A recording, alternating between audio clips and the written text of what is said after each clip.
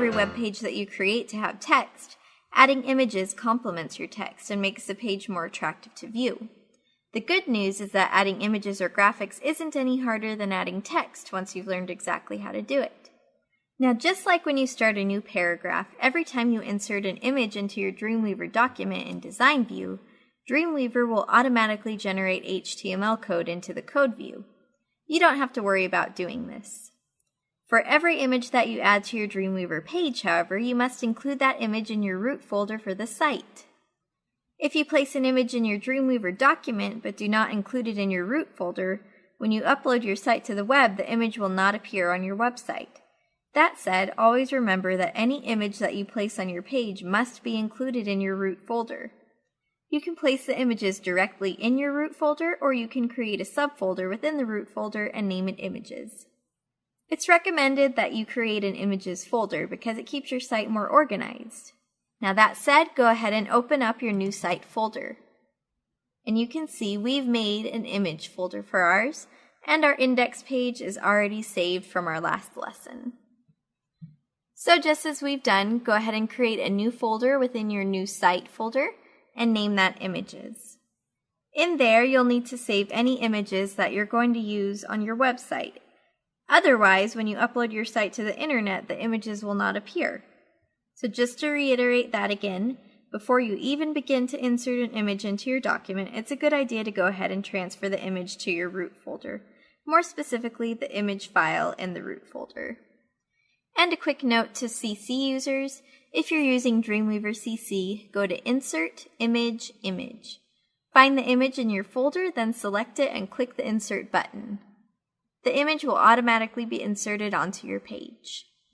Now go ahead and place the cursor on the place where you want the image to appear in your document, and make sure you're in Design View, and then go to Insert, Image. You'll find the image that you want in the Images folder, and then click OK. In Dreamweaver CS6, the Image Tag Accessibility Attributes dialog box appears if you have accessibility options turned on in Preferences. And if you don't want that there, you have the option of changing that. In this dialog box, you'll want to enter alternate text or brief text that describes the image. And a note to CC users, this will not appear in Dreamweaver CC. Instead, you'll use the Image Property Inspector to set attributes, which we'll cover in the next section. So go ahead and click OK to close the dialog box and insert the image. And you can see that it has appeared here.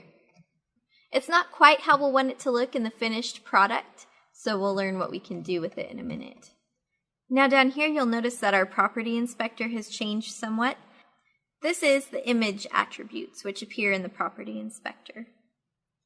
So select the image on your page by clicking on it, and that's when this will appear. An attribute is defined as a characteristic or property of an image. And a note to CC users, Dreamweaver CC does not offer all the attributes in the Property Inspector as found in Dreamweaver CS6. This is because CSS is a more effective way to set these attributes, and we'll learn about CSS later in this course. But for now, let's learn about what each of these attributes mean. First, we see where it says image.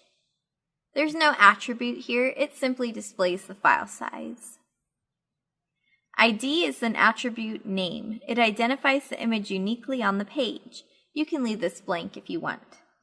Map, the attribute is map name. Map assigns a name to an image map. You must have a name for an image map. Here you have your hotspot tools.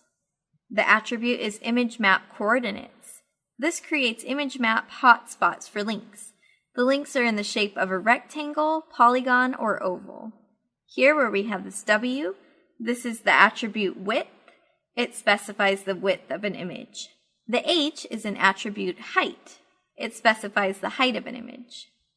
Here where it says SRC, this is the attribute source. It sets the source, which is the file name and path from the document to the image, and this is also required. Link, the attribute is hyperlink. This displays the address if the image is a hyperlink. Alt, the attribute is alternate text. Enter a description for the picture in the alternate text box. This can be an actual description of the picture. This alternate text will be read by screen readers, which are used by the blind, and will be indexed by search engines. It's a good idea to always enter something in this box.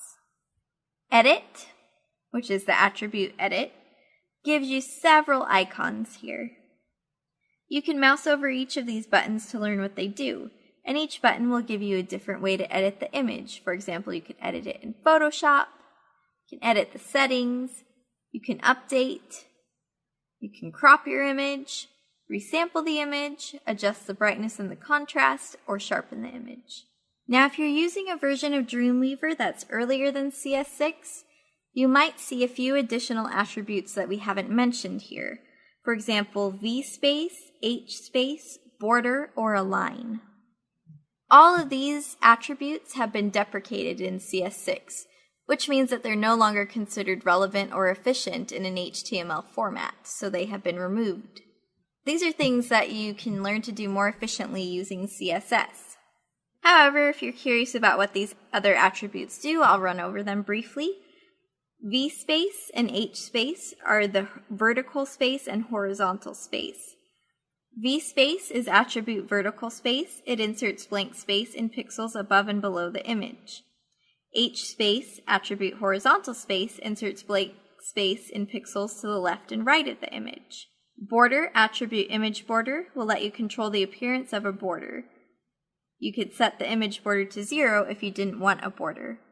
And align, attribute align, will align images. We'll be talking about float settings in CSS later in this course. Now, one thing you might want to do is crop an image. You can crop an image in Dreamweaver instead of having to use Photoshop or another photo editing program to do it.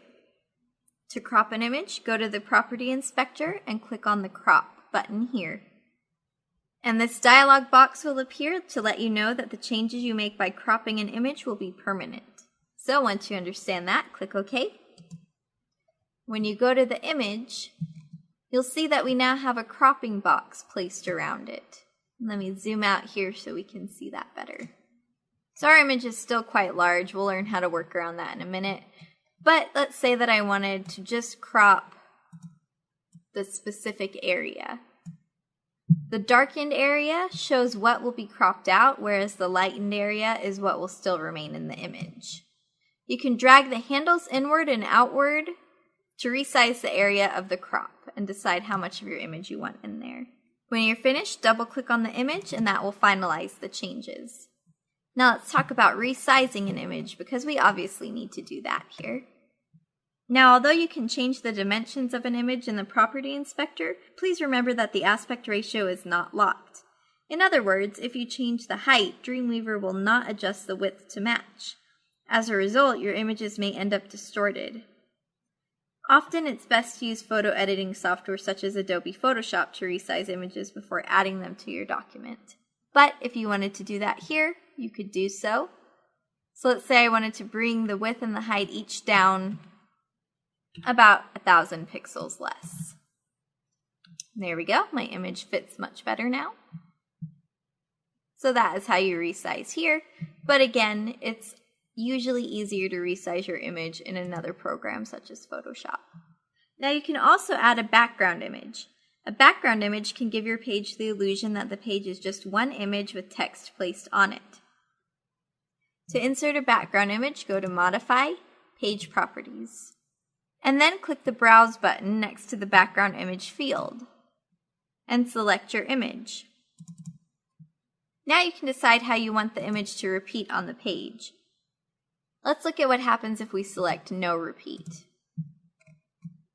We used a large image.